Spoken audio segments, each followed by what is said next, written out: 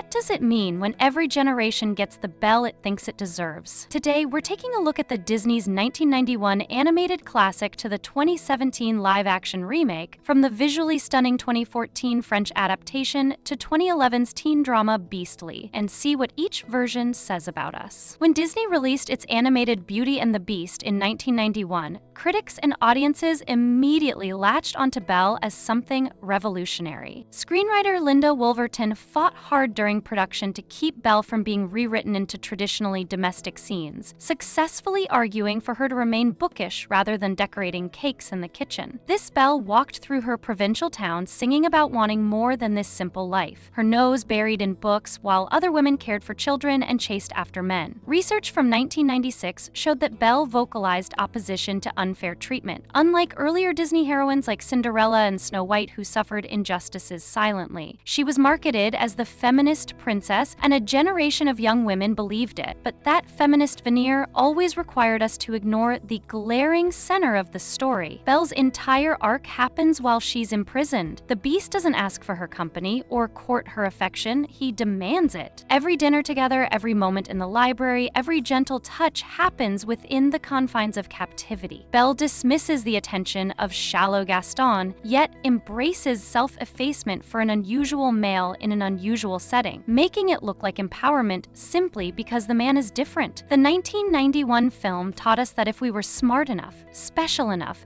different enough from other girls, we could see past ugly exteriors to the wounded soul beneath. What it didn't teach us was to question why we should have to. The film's attempt at feminist messaging reveals its own limitations. Scholars noted that Belle's independence marked a departure from earlier Disney heroines, as she was largely free from domestic chores and embodied a modern adolescent's undefined role, though her intellect seemed more symbolic than substantive. She walks while reading, yes, but what is she actually reading? What ideas shape her worldview? The film never tells us, because Belle's bookishness is aesthetic rather than intellectual. It's a marker of difference, not development. Fast forward to 2017, and Emma Watson's casting seemed like the perfect marriage of actress and role. Watson had spent years building her feminist credentials through UN women advocacy and her He for She campaign. The actress worked with director Bill Condon to make Belle an inventor rather than just her father's assistant, developing a washing machine that would allow her to sit and read, and insisted on practical clothing, including bloomers and riding boots instead of ballet shoes. Watson even consulted Gloria Steinem to ensure the film aligned with feminist principles. Yet all these surface changes couldn't resolve the fundamental problem. For all Watson's activist efforts and the film's sparse subtext about girls' reading and education, the live-action Beauty and the Beast doesn't overcome the obvious problem of a romance plot that grows from a hostage drama. Belle still takes her father's place as a prisoner. She still falls in love with her captor. She still teaches him to be gentle, to be kind, to be human. The 2017 version asks us to believe that adding an inventor credit and swapping a ball gown for riding boots makes Belle empowered, when the entire structure of her story requires her submission. This points to a larger issue with how we market feminism in popular culture. These superficial nods to feminism mean nothing for actual gender equality, as presenting any film with a female protagonist as feminist, regardless of plot or character,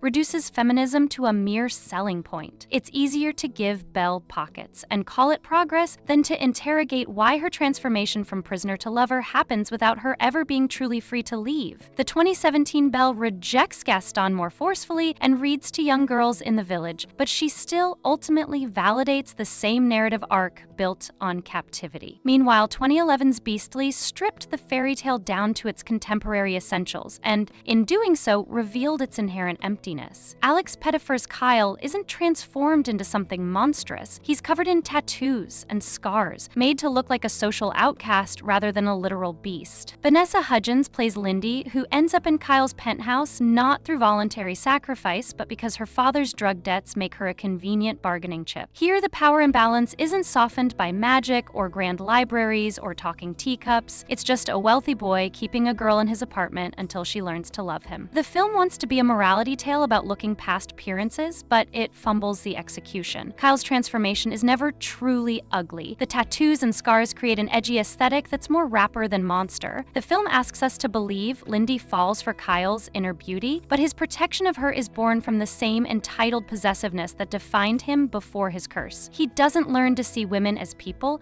he learns to perform kindness well enough to earn what he wants. Beastly accidentally reveals what Beauty and the Beast has always been, a story where a man's redemption requires a woman's emotional labor, packaged as romance. The 2014 French adaptation, directed by Christophe Gans, takes a different approach entirely. Visually sumptuous and filled with elaborate CGI creatures, this version attempts to expand the Beast's backstory into a tragic legend of hubris and divine punishment. The film adds a dramatic backstory where the prince was cursed centuries before for breaking his promise to his wife and killing a sacred deer, who was revealed to be the nymph of the forest transformed into human form. The Beast becomes a figure of genuine monstrosity, his appearance more animal than human, his castle filled with magical servants. Yet even with this elaborate mythology, the central relationship falls flat. Leia Seydoux Belle moves through the story more as an observer than an active participant. Her character's defining moments happen in response to the Beast rather than from her own agency. The French version, for all its visual splendor, can't escape the fundamental structure. A woman must love a monster, and her love must change him. No amount of CGI grandeur or mythological depth alters this core dynamic. What unites all these versions, across decades and continents and target audiences, is their insistence that Belle's story is about transformation. But whose transformation are we actually witnessing? The Beast learns to control his temper, to value someone other than himself, to perform humanity convincingly enough to earn his original face back. Belle, meanwhile, remains static. She begins compassionate, intelligent, and kind.